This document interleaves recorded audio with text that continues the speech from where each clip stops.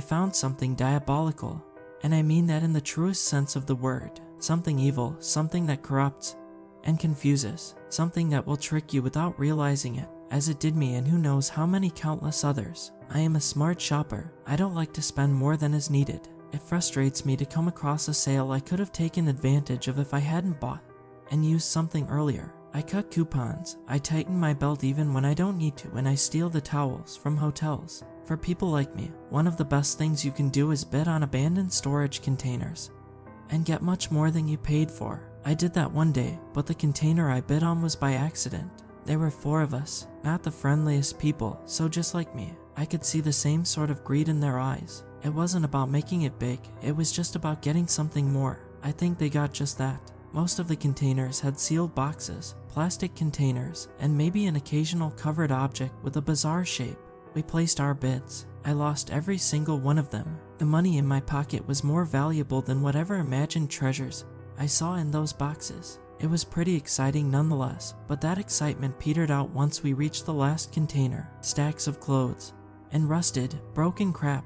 Nobody was bidding. It got as low as $1, then $2, then $5, and seemed to hang there for a moment until I raised my hand. I don't know if I was scratching my nose or stretching. I just raised my hands, and the auctioneer pointed at me and said I have 10. I was surprised, and I could have withdrawn, but having made that accidental bid, I looked at the container of junk and resigned myself to taking the hit. $10 is nothing really, and maybe someone will bid higher. If they did, I would let them have it. Nobody did. We listened, as the auctioneer said with an exasperated sigh that my $10 had it.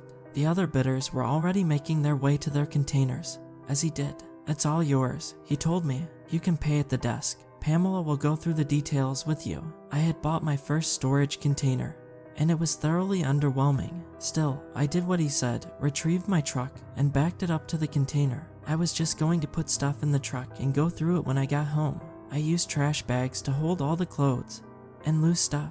The rest was boxed and ready to go. The funny thing is, I did feel pretty good when I piled the junk up in my garage that afternoon. Looking at it, it had to be worth more than $10. It wasn't a million, it wasn't big, but it was more. With a sprinkling of satisfaction, I closed the garage and left to make myself something to eat. Watched dumb videos on my laptop, ate leftover mac and cheese which tasted better than it did the day before, and came back to start sorting through the garbage I bought. I even set up some music on my cell phone, headphones, pumping tunes into my ears. My spirits were high. I wasn't a third of the way through the junk before I started to pause and look around. I thought I heard someone call my name, but I lived alone. It was a disconcerting feeling, but then I just blamed the music. Countless times I had made that mistake, hearing someone call my name in a song. I blamed my parents. It wasn't until the song ended that I heard it. A cool voice speaking to me in the moment of silence before the next song began. I looked down at my phone, paused the music, and took off my headphones. I could hear it, even if it was somewhat muffled by a box. "Here," it said, "second box from your right," as if I didn't know exactly which box the voice was coming from. All I could think to do was stare at it, and then look around for a possible source. I wasn't freaking out, I was just doubtful. It didn't speak again, it just waited. It didn't wait long before I opened the box and pulled out more clothes, eventually finding it in the middle. A black iron crown. That's the only way I could think to describe it then. I didn't think it was a part of some machine, or just some scrap metal. I knew it was a crown.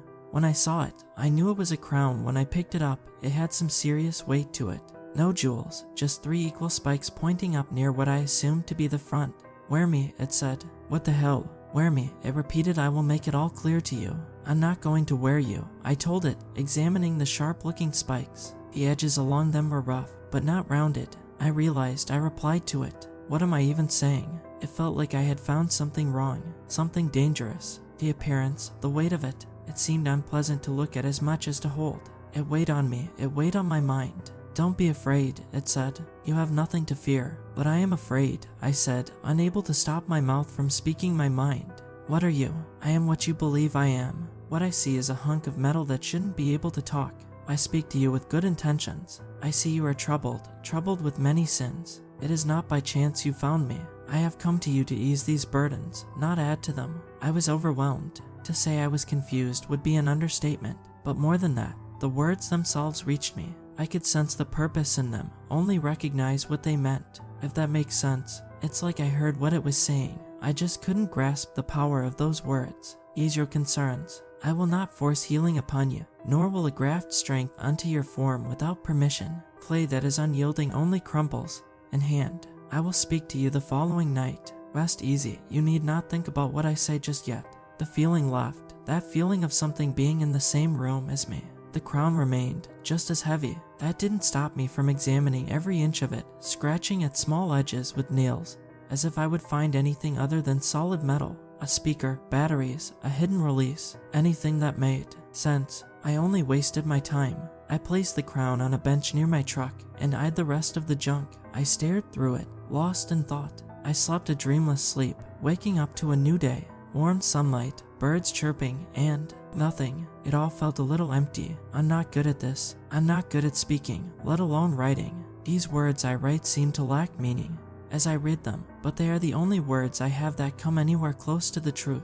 The sheer surreal insanity of it, although insanity was the last thing that crossed my mind. I knew I was still mentally capable, which made it all the more worrying. And as promised, the voice returned that night. I was in my living room, staring at the sunset out the window as the sun dipped below the horizon, and the last shades of orange died into purple. I heard it call. A voice echoed in the garage, telling me it had returned.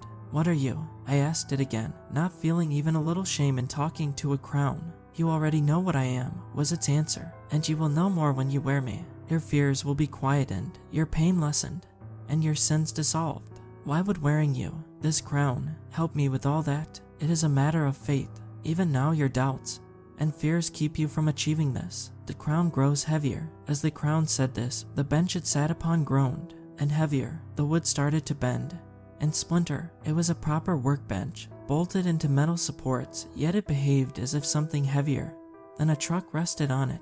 Yet if you were to pick me up, you would find me as light as I was. That is an act of faith.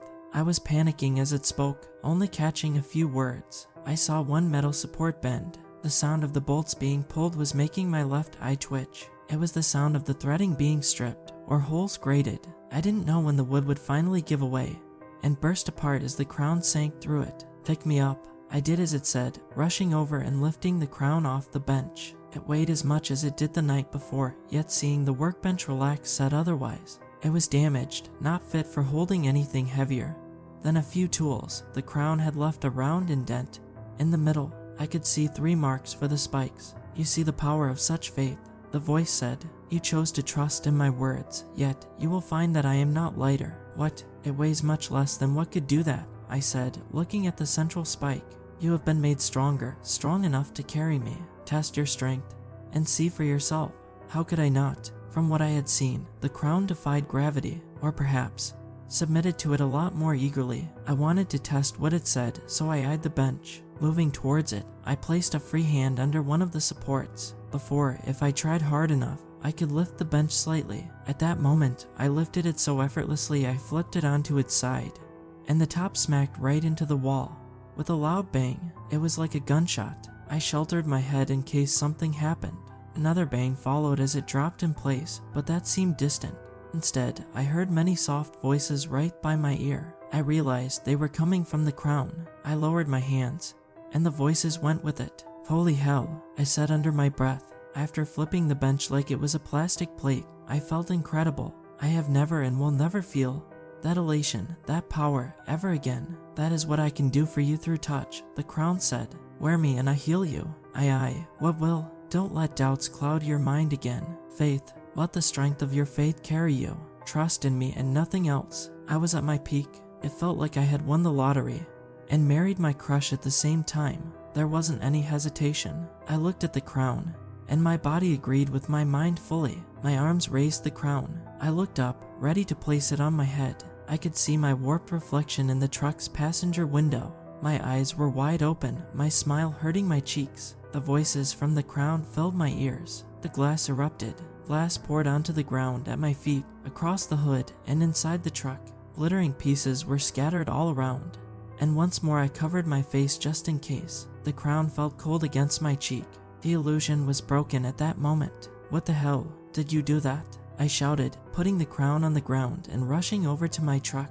I cursed when I saw the small fragments on the seats and in the footwell. It was going to be a pain to clean, and that frustrated the hell out of me. My high was broken by something that should have been so insignificant in comparison to what the crown was promising. It said as much as I opened the door, and more glass poured onto the ground. I noticed some shards were different.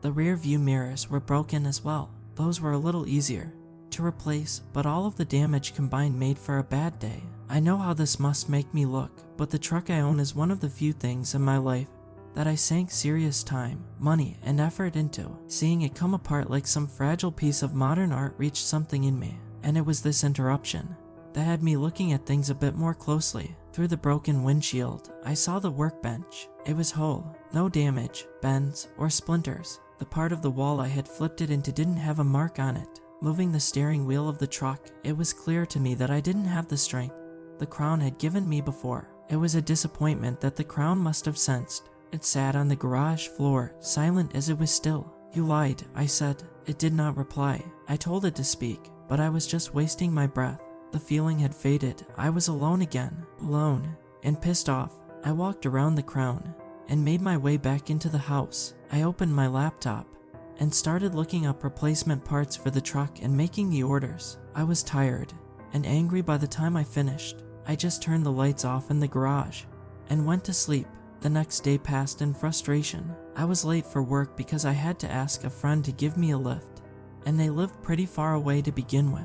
It was short notice, but I only realized I couldn't drive the truck that morning. When I was dropped off at home, it was night. I had spent an hour outside work waiting for my friend to pick me up again and take me home. I walked into the garage and looked at the crown. I felt the presence, but it did not speak. I didn't want to speak to it either. I didn't think there was a point. My anger had twisted into a sort of hatred I never felt before. It's not like it was a person, it was a hunk of metal. As strange as it was, it had wronged me in some way. Worse still, it had tricked me, made a fool of me. I left the garage, deciding I would deal with it the next day. I turned on the TV and tried to calm down. It was better than staring daggers at a piece of iron, expecting it to put truck windows and mirrors back together. But if that's something it wouldn't do, what would I do with the crown? I had decided to get rid of it, not to throw it in the trash, but to throw it in the river behind my home. That way, no matter how much it calls out to somebody, nobody would hear it, and anyone looking for it would never find it.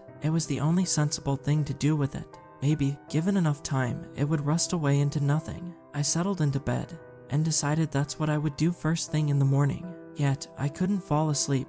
The presence remained, and it felt larger than before. I didn't need to be in the garage to feel the voice was there. I felt it in my bedroom on the other side of the house, as if something stood there, watching over me. I chose to ignore it as long as I could, and then I heard wood splintering. I sat up in my bed and reached for the light, but stopped myself. Standing in the doorway was a figure, barely noticeable in the darkness.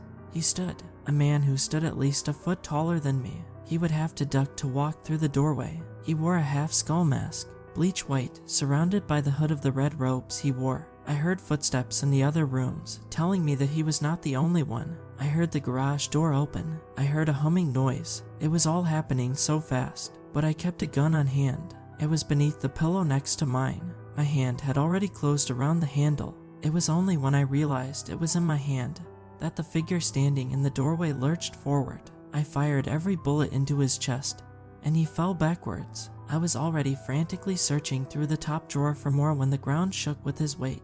When I looked up, two more stood over him. I stared at them, my hand grasping at nothing in the drawer. I had forgotten to put the bullets on my bedside table. A third figure appeared, wearing the same mask and hood as the others, but this one wore the crown. When the empty sockets that were his eyes locked onto mine, the other two knelt down and looked at the intruder I had shot. The two didn't drag him off, they stood him up. He settled onto his feet, alive again. The man with the black crown stepped into my bedroom and was only a few feet away, looking down at me like something greater than a man, worse than a monster. "What are you? You already know what I am. Please, don't do anything to me. I don't need to." The crown figure's hand closed around the doorknob, and he closed the door behind him. I heard their footsteps fade into nothing. The feeling of their presence faded, yet I dared not climb out of bed or take a step towards the door. I did not move from my spot in bed, choosing to wait out the night in this half-asleep daze.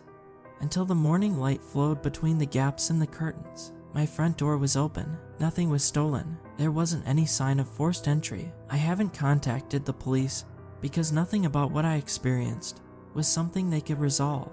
I try to find something to take from the ordeal. Not something big, just more. A lesson, but there isn't any. I only wonder what would have happened to me if I put on the black crown that talks at night.